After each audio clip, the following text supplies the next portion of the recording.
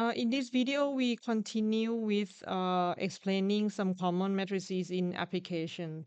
So we're going to start with the permutation matrix, and we go over nilpotent and doubly stochastic matrix in this video.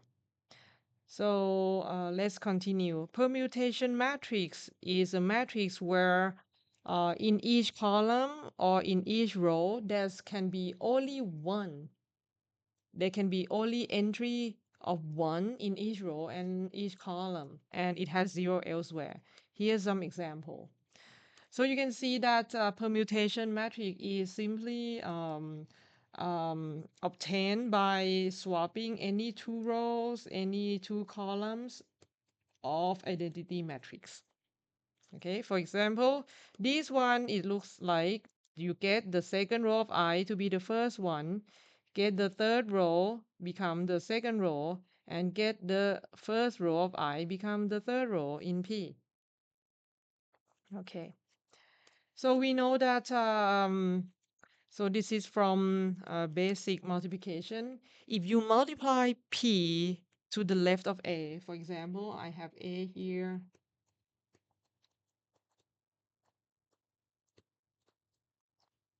So we know that if we multiply matrix that's simple and has a zero in here to the left-hand side of A, what we can do is that we can multiply rows by row, which means you're going to multiply these to the whole thing and give you the first row in the result.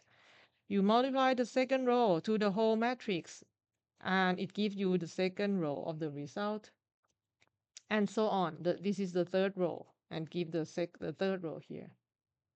But because each row in the permutation matrix is very simple, for example, if you multiply 0, 1, 0 in the whole matrix, that's going to give you that's going to be the same, that's going to be the same as picking the second row in A, right? So that's going to be 0, 1 minus 3. And the next one, you multiply these to the whole thing. This is going to be the same as picking the third row. 4, 5, 6. And the last one is going to be 1, 2, 2. So P times A is going to be the same as you permute rows in A. So it's going to be like this, all right? Give me the second row, give me the last row, give me the first row to the result. Very similar to that idea, if you multiply a permutation matrix on the right-hand side to any one, to any matrix A.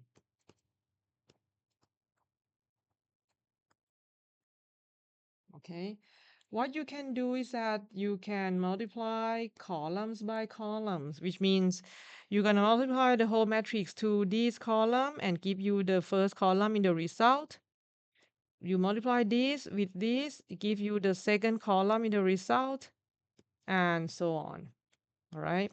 So which mean when you multiply these to the one column, but the first column in P is very simple. It's 0, 1, 0. So after the multiplication, it's going to be the same as picking the second column. It's the second column because 1 is here in the second position. So it's going to be 5, 8 minus 1. The next one is going to be the same as picking the first column. It's the first column because 1 is in the first position. 4, 7, 1. And the last one is going to be 6, 9, 0.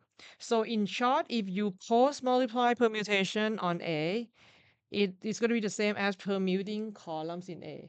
Permuting by which order? By the order of the position 1 in the permutation matrix. Okay. You can verify that for any permutation matrix, P transpose P is going to be identity. Okay, and that's why from this result, P transpose is going to be the inverse of P. Okay, and the last one, the last result that is very important. Generally, eigenvalues of any matrix can be complex. And if they are complex, if A is real, the complex occur in complex conjugate form. So for a particular one, for permutation matrix, it turns out that the modulus of all the eigenvalue is 1. It can be complex, but the absolute value or the modulus is always 1. So to prove this, okay, so I'm going to prove on this area. So to prove this, we need some operation involving complex. Because when we have the eigenvalue equation, when you don't know yet whether lambda is real or complex one, so it means that when lambda is complex, your eigenvector can be complex too. Okay, so I'm going to use the notation where x star is x transpose complex conjugate. Okay, and for the scalar one, lambda star is simply complex conjugate value. Okay, so px is another vector. Okay, and lambda x is another vector in by eigenvalue decomposition. Okay, so what I'm gonna do is that I'm gonna take the quadratic form. So px is another vector, right? So I'm gonna do the inner product with px to the right hand side. Okay. So I'm gonna do this to the right hand side. But my px, because my px is lambda x, so I'm gonna plug in lambda x. Sorry, I'm gonna plug in lambda x here. And on the left hand side, I'm just gonna expand it. So it's gonna be x star px. Okay. On the left hand side, I get x star because my P is real, my permutation matrix is real. So P star P is going to be P transpose P equals I. So that's going to be X star X. Okay. On the right hand side, so that's going to be lambda conjugate, right? Times lambda times X transpose X. Remember, my lambda is a scalar, so I can move around. I can swap the position. So that's why you get norm square of a complex vector equals to the modulus square of the norm of x, right? I mean, this notation, x star x is going to be x complex conjugate transpose x. And that is the sum of modulus. So that is called the norm square. On this line, you can see that the modulus of lambda minus 1 times norm of x is 0. But the eigenvector is never 0. It's never 0. So this has to be 0 instead. And that is to prove that the modulus must be always 1. Okay. So let me illustrate something on the permutation in MATLAB for you. For example, the thing is I haven't proved this property, but I believe that it's not hard to verify. So please verify that permutation matrix, for any permutation matrix, P star P equals P. Okay? All right, so let's verify. So what I'm gonna show is that I'm gonna create any permutation matrix. Okay. Okay, this is permutation matrix. First one, I'm gonna multiply P star P, P transpose P, and it's identity matrix. Okay. Next, I'm gonna generate something random, matrix A in the same size as P. Okay. And what I'm gonna show is that I multiply P times A, right? Because my P, take a look at my P. My P is to swap orders in swap rows in A by this order.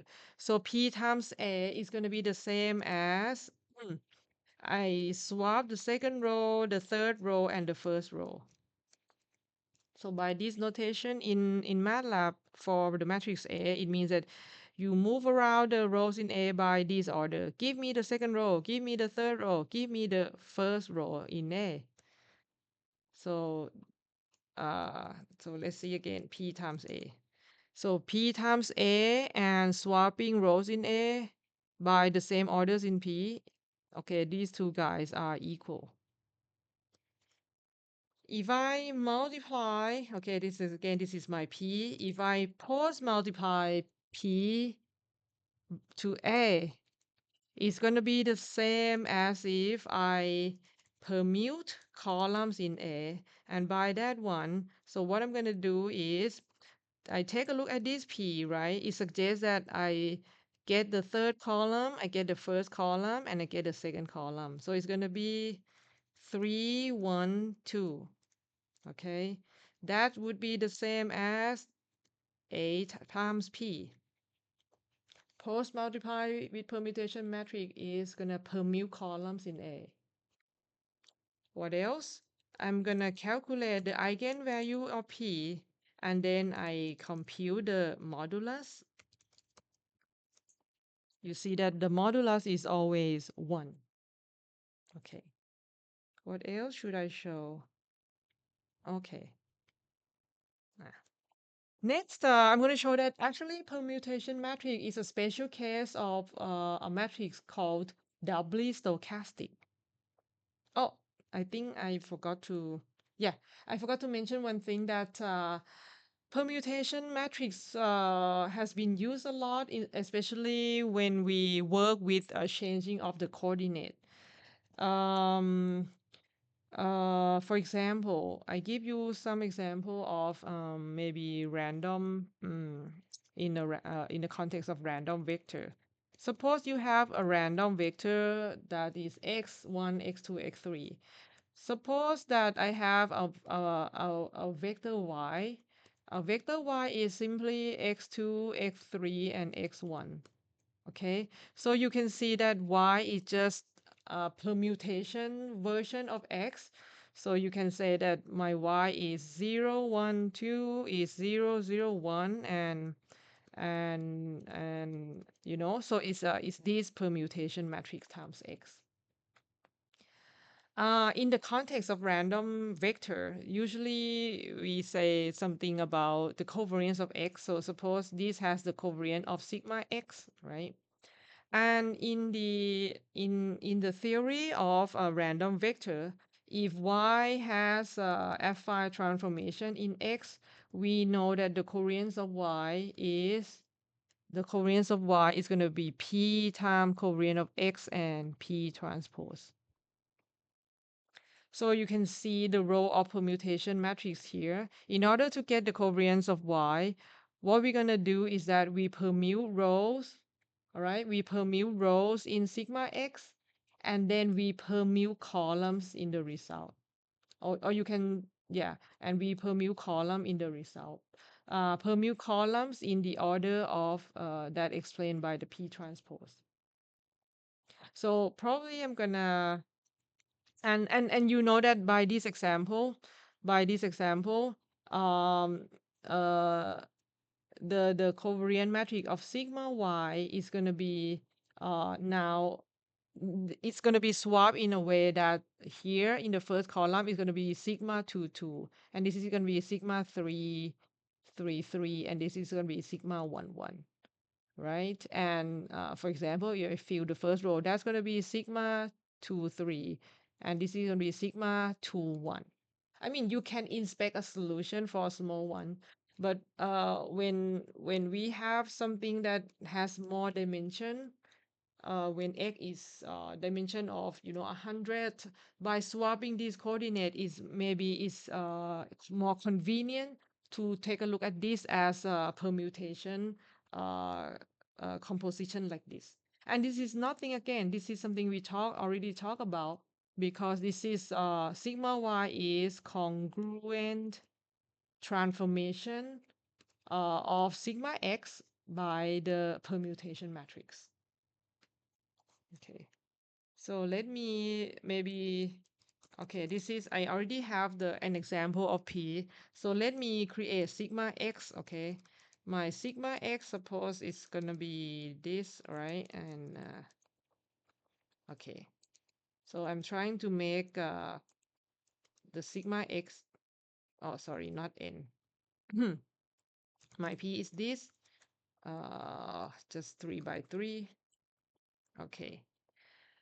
So sigma y is going to be P times Cx P transpose. Okay. So you can see that by the definition that, okay, we have to look at the P. Now the first variable is y2, y3, and y1, right?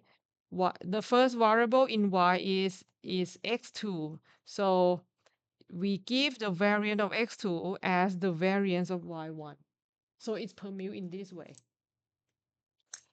But let me take a note that in terms of coding, even though we know in theory that cy is p cx p transpose, so but to code it more more efficiently, actually what you do is that, because you know that you're gonna permute rows in cx by this one, right? So it's gonna be 2 3 1, and in column it's gonna be 2 3 and 1, because you post multiply by p transpose. All right, so permute columns in the p transpose order is going to flip to this order. So that's why you see the results is the same. In terms of coding, you should code something like this. Okay. Now let's explain something very similar to permutation. It's kind of a general form that is called stochastic. When you have a real and square matrix with non-negative entries, and okay, suppose you have a matrix A. Okay, and if first of all, let me explain the row sum. The row sum is sum of Aij along the J. So this is row sum, row sum, row sum. Okay. Column sum is to take the sum along each column. So this is column sum, column sum, column sum, each column sum. We call a matrix that is right, so stochastic or row stochastic, if each row sums to 1. You can see that, sorry, we don't, these rows sums to 1. Okay, so this is row stochastic. If a matrix that has column sums to 1, we call it column stochastic. This is sum to 1. And because the row sum, it means that you multiply this with 1, and it equals to 1. Okay. So is it clear to see? Maybe I give another example here. 0.5, 0.5, 0.7, 0.3. Okay. When each row sums to 1, it seems that you multiply 1, 1, and you get 1, 1, right? Row sum to 1. Row, okay, row sums to 1. Okay, so we can write in a vector format as A times 1, vector of all ones equals 1. On the other hand, if a matrix has column sums to 1, 0.2, 0.8, 0.6, 0.4, okay, it's the same as saying that you multiply 1 on the left-hand side, and it gives you um, the matrix of 1. Okay, this time this is 1, this times this is 1. So if a matrix column sums to 1, we can write in a vector form as 1 transpose A equals 1 transpose. Okay. Okay. If a matrix has row and column sums to 1, we call it doubly stochastic. You can take a look at this example. Row sum to 1 and columns also sum to 1. And permutation matrix that we just explained previously is another example of doubly stochastic, right? Now from the result that we explained in vector form like this is actually an eigenvalue problem because you just found a vector that maps under A and it gives you the same direction. So this is looks like A times an eigenvector x and it gives you x times 1. So it means that 1 must be an eigenvalue of your stochastic matrix. This one, you can just transpose it. A transpose 1 equals 1. So if your matrix is column stochastic, it means that 1 hmm, 1 is an eigenvalue of A transpose, right? Because again, this all one vector can be seen as an eigenvector of A transpose. But we know that eigen of A transpose and eigen of A share the same set. If one is an eigenvalue of A transpose, one is also an eigenvalue of A. So we can say in general that a stochastic, whether it's a row stochastic, whether it's a column stochastic, or if it's a doubly stochastic, I mean, all the cases, they all have one as an eigenvalue. Okay. There is a nice result that the spectral radius of any stochastic is 1. Spectral radius is the maximum of the modulus of I, of lambda I. Maximum modulus of eigenvalue. Okay, this usually an exercise again. This could be the homework question. Where can we see the use of stochastic or doubly stochastic? There's a there's a application that is called Markov chain. Okay, so Markov chain has a lot of states. Has x1 state, x2 state, x3 state.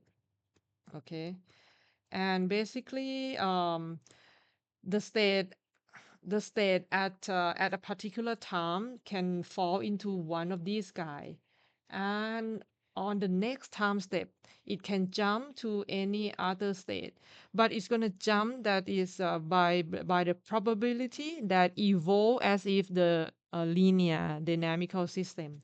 So this is to say that the probability vector is a profile is given by the probability transition matrix that is called conditional probability. So it's going to be things like, for example, if I take a look at this doubly stochastic, all right? Uh, so if I take a look at this matrix, okay? So this matrix tells me is that probability at t plus 1 that is going to be 3 by 3 vector. That's going to be the doubly the stochastic matrix times the vector pt. Okay, so the probability that I'm gonna fall to the first state at the next time step is gonna be this row multiply the probability of the current state of the current time. Okay, so there's going to be a lot of theory behind this, and one of the property that we use is the spectral radius. Mhm. There's going to be a lot more detail in this, all right? That we usually teach in another class as well, in random process class. If you're interested, you can check out the videos on that. The next the next the next matrix that I would like to introduce is Vandermonde. Vandermonde matrix is a matrix where each column, it seems to be the geometric progression. For example, if you have a columns of one, 1.2, 0.4, and 7. All right. So this is going to be this vector to the power of 0. The second column is going to be this vector. The third column is going to be the square of this column, and so on. Okay. So you can see that one application of Vandermonde matrix is that if you multiply this with C1, C2, dot, dot, dot, Cn, okay, what's going to give you is that it's going to be evaluation of polynomial where C1, Ck are coefficients, because this is going to be P of T1. This is going to be P of T2, dot, dot, dot, P of Tn. Okay. Um, the results, that the useful results of Vandermonde matrix is that if we calculate the determinant of V, it's going to be all the possibility of the difference between Ti and Tj, all right, and make the product. For example, my my V is this, right? 1, 1, 1. Okay, let's see. This is 1, 2, 3. The next one is going to be 1, 4, and 9. All right, this is an example of my Vandermonde. Okay, so it seems that the entries that that define the Vandermonde is 1, 2, 3. So the determinant is going to be 1 minus 2, 1 minus 3, and 2 minus 3. All the possibilities of the difference between Ti and Tj. Okay. So from this result, is it obvious that if sum of the Ti and Tj are equal, the determinant is going to be 0? All right. And that's clear because, for example, if T1 and T2 are the same, you're going to have two identical rows in Vandermonde matrix. And whenever you have two identical rows, the determinant is obviously 0. Okay. So that's why the conclusion is that V is invertible as long as the values of Ti are distinct. Okay. The proof of the determinant of Vandermonde matrix turns out to be this way. It's not that hard. You can use the concept of how how the determinant of a matrix changes when you perform row operations. Okay. So what you can do is that you perform the operation on V until it becomes a metric that is easy to find a determinant, and as you perform, all the determinant just changes according to that. All right. So this is not hard to do so. Now we take a look at companion matrix. So this has a lot in applications of stationary process, time series analysis, or dynamical system in control. Companion matrix is a matrix where it has the structure. Okay. So this seems to be identity matrix on this partition. This is entirely 0 column. And on the first row, they are non-zero. Okay. It appears as a state space dynamic matrix of autoregressive process. For example, this is called autoregressive process. It the value of yt progresses use the lag, its own lag value, all right, and a1, a2 are the coefficients. If a1 is big, it means that your current value of y depend heavily on the previous step, right? So the weight of a1, a2 just suggests the importance of the lag values. So you know the drill how to derive the state space, right? This is recursive equation. So it means that if you want to write into state space, you're gonna have to define the state variable. Okay.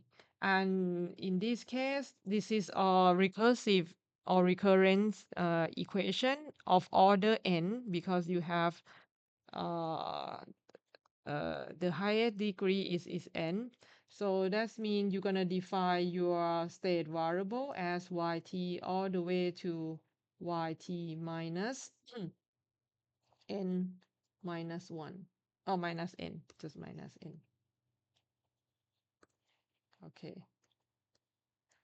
And then you formulate into the state space, you're gonna see that the dynamic matrix that you obtain happen to be this form companion. And in dynamical system, what we concern is about the stability. Stability that is determined by the eigenvalues of A. Okay. And because of this AR process is a linear stochastic system, so we have the term, we have the property that is called stationary property. All right. So uh, stationary property of a stochastic process has a very close connection with the stability of the matrix A in that linear process. So that's why the question that you always ask is about where are the roots of eigenvalues of A? Sorry, where are the eigenvalues of A? Because the eigenvalues of A tell you the stability of this process and gives you the stationary property of the stochastic process. It turns out that it's not hard. Please verify the characteristic polynomial of A, which allow us to find the roots, all right, the eigenvalue is going to be just by explaining from the coefficients in the first row of companion matrix. Okay. So this also allows you to construct an autoregressive that is stationary or stable in the system sense, right? It means that if you wanna, I mean, this stochastic process when you plot the time series, all right, is dynamic, depends on the driven noise ET, which is typically assumed as white noise. So it's driven by the noise and driven by its own lax value, all right? But not all AR processes are stationary, okay? So the stationary one will be the one that the eigenvalues of the companion matrix lies inside the unit circle because that is stability sense in discrete time system, okay? We have something related to companion matrix in control. In control system, we can change the coordinate x t plus 1 equals a x t plus b u t, right? And the equation of the output is this.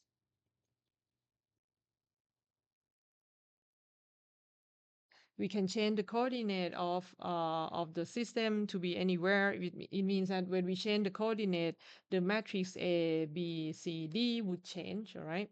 So these four forms that you see on this slide is just another way to change the coordinate. But it changes to the coordinates such that some properties of the system can be explained easily. The first one is controllable canonical form. It's just used for the system that is controllable, all right? So when you transform into that one, it turns out that it looks very related to this companion matrix. Just flip these to be the last column, all right? And you see the pattern of identity matrix that is here. For controllable canonical form, you can prove that the controllability matrix is always identity. So it means that the rank is always full equals n. So the system is also always controllable. Very similar to the first one, all right? you can change, I mean, for observable system, you can transform the coordinate in such a way that your A again looks like a companion matrix now, but now this row is flipped to the bottom row. And this canonical form allows us to derive the observability matrix that turns out to be identity. That's why whenever your system is observable, it's guaranteed that observability property because of the matrix O is always identity matrix. Okay. And now we have the other two cases where um, controller canonical form, which is the companion matrix that we saw previously. All right. So this form, okay, with the matrix B that is 1 0 0 0, it's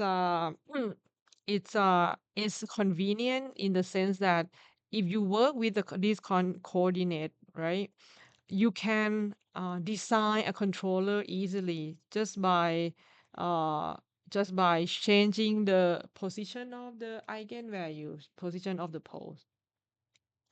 Uh, and very similar to this one, all right, this row now is flipped to the left hand side. This coordinate will allow you to design an observer easily. So you can move the pole of your observer to be anywhere you want. So I think I would stop with the video here. Okay, well, in this video, I have explained permutation matrix, Vandermonde, and stochastic. So we have a few more, but I'm just gonna cut to the next video.